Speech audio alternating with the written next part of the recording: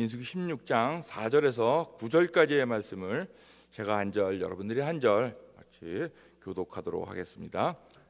민수기 16장 4절입니다. 제가 먼저 읽겠습니다. 모세가 듣고 엎드렸다가 고라와 그의 모든 무리에게 말하여 이르되 아침에 여호와께서 자기에게 속한 자가 누구인지 거룩한 자가 누구인지 보이시고 그 사람을 자기에게 가까이 나오게 하시되 곧 그가 택하신 자를 자기에게 가까이 나오게 하시리니 이렇게 하라. 너 고라와 네 모든 무리는 향로를 가져다가 내일 여호와 앞에서 그 향로를 불에 담고 그 위에 향을 던지라. 그때 여호와께서 택하신 자는 거룩하게 되리라. 레위 자손들아 너희가 너무 분수에 지나치느니라. 모세가 또 고라에게 이르되 너희 레위 자손들아 들으라. 이스라엘의 하나님이 이스라엘 회중에서 너희를 구별하여 자기에게 가까이 하사 너와의 성막에서 봉사하게 하시며 회중 앞에 서서 그들을 대신하여 섬기게 하심이 너희에게 작은 일이겠느냐. 아멘. 오늘은 본문의 말씀을 가지고서 너희가 분수에 지나치도다, 너희가 분수에 지나치도다라는 말씀의 제목으로 하나님의 말씀 전하겠습니다. 옛날 고대 이스라엘에는 에시바라고 하는 그런 유대인 학교가 있었습니다. 이 학교에서는 1학년을 현자, 즉 지혜자라고 불렀고요. 그리고 2학년을 철학자라고 불렀다고 합니다. 그리고 이제 3학년이 되어서야 비로소 학생이라고 이렇게 불려졌다고 합니다. 왜냐하면은 사람들로부터 겸손하게 배우는 사람이 가장 지위가 높은 사람이고, 그렇게 학생이 되기 위해서는 몇 년에 걸쳐서 수련을 해야지만 그렇게 가능하다고 보았기 때문입니다. 그리고 사람들은 이렇게 학생이 되는 것이 인생의 마지막 목표라고 그렇게 생각하고 있었다고 합니다. 그래서 지금도 이런 이야기는 이 예시바라는 학교에 들어오는 학생들에게 계속해서 전해지고 있는 그러한 이야기라고 합니다. 제가 처음 신학대학원에 입학했을 때도 이와 비슷한 이야기를 들은 적이 있었습니다. 신학교에 막 입학한 신입생들이 마치 성경이나 또한 교회에 대해서 전부 아는 것처럼 그렇게 단정적으로 말하고 행동했기 때문에 이 신입생들을 담임 목사님이라고 이렇게 불렀습니다. 그리고 또 2학년이 되면은 장로님이나 또한 중직자인 권사님으로 이렇게 부르다가 이제 졸업할 때가 된 3학년이 되면은 그때야 좀 비로소 신실한 집사님이 되었다라는 그런 이야기를 입학했을 때 들은 적이 있었습니다. 우리 속담에도 이런 말이 있습니다. 선무당이 사람 잡는다라는, 아마 많이 들어보셨을 것입니다. 좀 서툴고 미숙한 사람이 자신이 생각하기엔 다 아는 것 같고 다 잘하는 것 같이 그렇게 생각하지만은 실제로는 능력이 모자라서 자기의 역할을 제대로 감당하지 못하는 사람들을 비유해서 말하는 겁니다. 함부로 나서다가 오히려 큰 일을 망치게 된다는 그런 우리 속담적인 그런 이야기입니다. 오늘 함께 읽은 이 본문 말씀이 바로 이런 미숙한 사람들이 자신의 지위와 역할을 망각한 채로 지도자에게 반항하고 도전하는 그러한 내용입니다. 그래서 오늘은 이 본문의 말씀을 통해서 자신에게 주어진 그 섬김의 자리보다는 또 지나친 그런 굴림의 자리를 욕망하는 이 고라 일당의 분수에 지나친 이러한 모습을 보면서 함께 은혜를 나누도록 하겠습니다. 먼저 본문의 배경과 줄거리는 이렇습니다. 이스라엘 백성들이 이제 애굽에서 벗어나서 광야를 거쳐서 약속의 땅인 가나안을 향해서 이제 막 출발하려고 하는 그러한 시점에 와 있습니다. 그런데 이들이 모세의 지도력에 대해서 불만을 가지고 강하게 반발을 합니다. 형식적으로는 모세의 지도력에 대한 도전이었지만은 실제로는 하나님에 대한 불평과 반역이었던 것입니다. 그 결과 어떻게 되었습니까? 그렇게 모세의 지도력에 도전했던 미리암은 나병에 걸려서 진영에서 7일간이나 밖에 격리돼야 하는 그러한 수치를 당하기도 했습니다. 또한 반역한 자들은 그 자리에서 죽음을 면치 못하기도 하였습니다. 그리고 또한 정말 중요한 것은 40년 동안 이 광야에서 방황하는 그 삶을 살아야만 했습니다. 그러면서 이제 다시 정신을 차리고 하나님 말씀을 신뢰하고 의지하며 또한 모세의 지도력에 순종해야만 하는 그러한 백성이 되었던 것입니다. 그런데 보면 오늘 본문 말씀을 보면은 이러한 여러 가지 실패를 경험했음에도 불구하고 또 이들은 두 가지의 이유를 가지고서 모세에게 반발을 하고 있습니다. 우리 앞에 있는 민수기 16장 3절 말씀을 함께 한번 읽도록 하겠습니다. 16장 3절입니다. 시작. 그들이 모여서 모세와 아론을 거슬러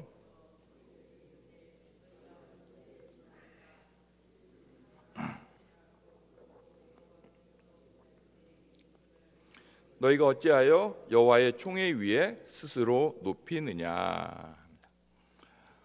고라와 다단 그리고 또 이 아비라는 사람이 이제 당을 짓고서 거기다가 이제 또 영향력 있는 한 250명의 그 지휘관들, 이 지도력이 있는 사람들과 함께 모세에게 당을 짓고서 반기를 들었습니다. 아마 이 250명에다가 고라 자손들 그리고 또 여기 나오는 아비람, 온 이런 사람들이 함께 당을 짓고 반대하기 위해서는 아마 많은 시간을 좀 준비를 하고 그리고 또 같이 작당했다고 이렇게 볼 수가 있습니다. 즉흥적으로는 이 정도의 인원이 불가능한 그런 일이죠. 그런데 이들의 주장은 여호와 앞에서 모두가 동일한 그런 거룩한 백성인데 왜 모세와 아론만 제사장의 직분을 갖고서 과도한 권위를 행사하며 군림하느냐 이런 것입니다. 그러니 아론의 제사장직을 다른 레위인들과 함께 공유하자고 이렇게 주장하고 있는 것입니다.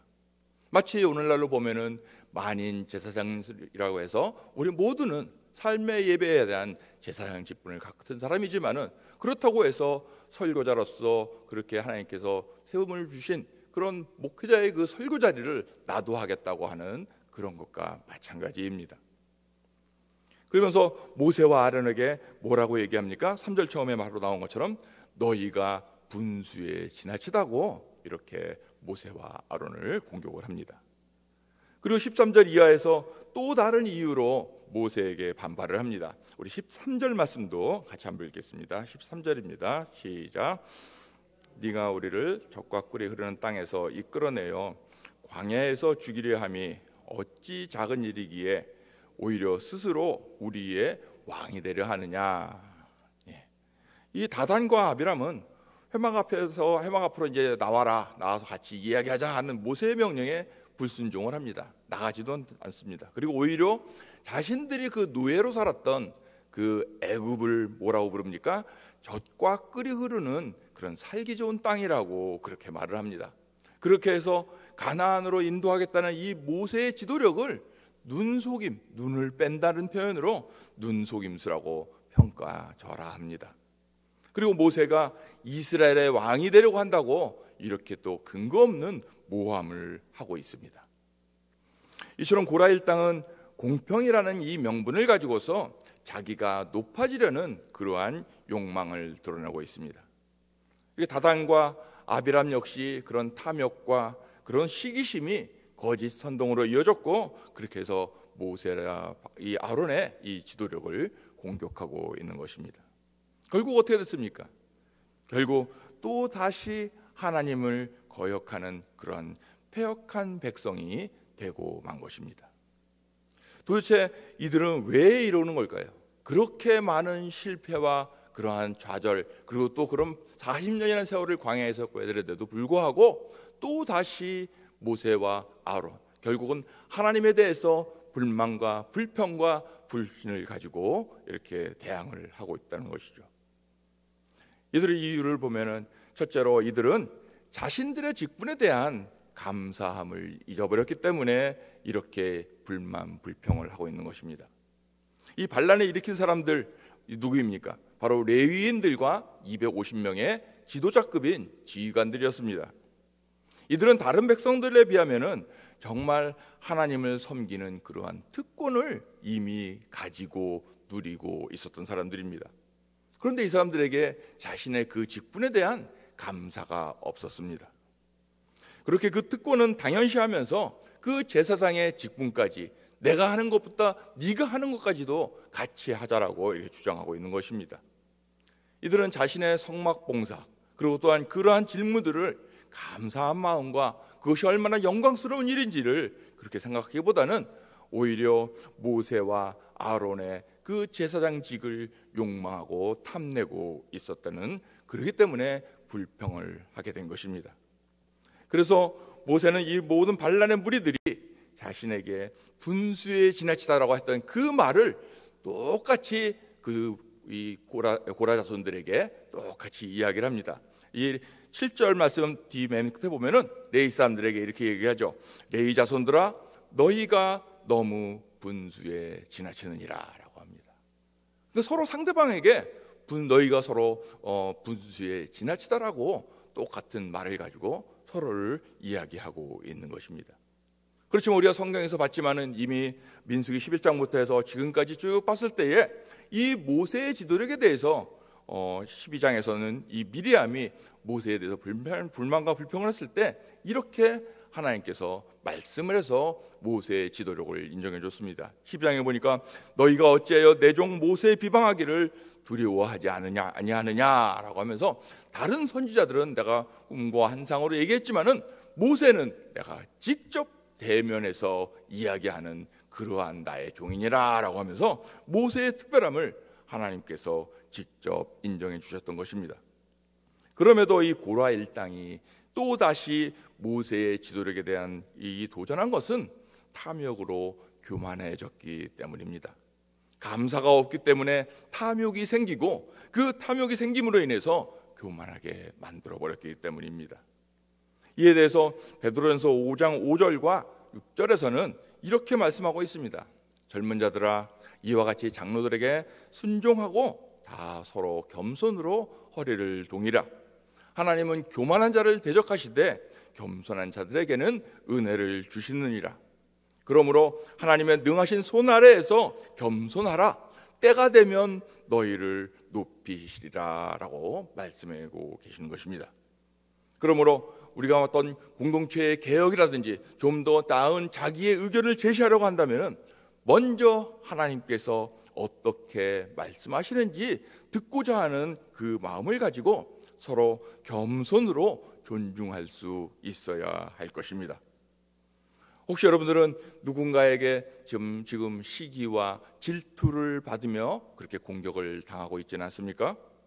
그럴수록 겸손히 엎드려서 자신을 높여주실 하나님의 때를 감사함으로 기다리는 그런 우리 복된 인생이 될 수 있기를 주님의 이름으로 축원합니다. 두 번째로 이들은 자신들의 직분을 하찮은 일, 즉 작은 일로 오해하고 있었기 때문입니다. 우리 9절 말씀을 같이 한번 읽겠습니다. 9절입니다. 시작. 이스라엘의 하나님이 이스라엘 회중에서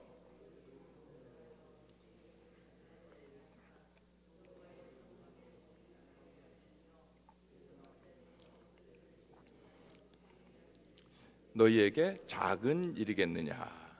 아멘.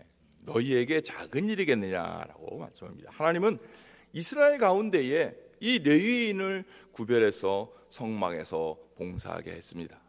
그리고 회중 앞에 서서 그들 대신 이렇게 해서 하나님께 봉사하며 섬기는 그 일을 하게 하셨는데 이것을 작은 일이라고, 이것을 하찮은 일이라고 이렇게 말을 하고 있는 것입니다. 그러면서 오히려 제사장직을 구하면서 그 직분이 더 낫고 좋아 보이니까 그 일을 하겠다고 여호와를 거스르면서 모세와 아론을 원망하고 있는 것입니다. 레위인은 성막에서 봉사하는 일과 그리고 또 회중 앞에서 그들을 대신하여 섬기는 일을 맡았습니다.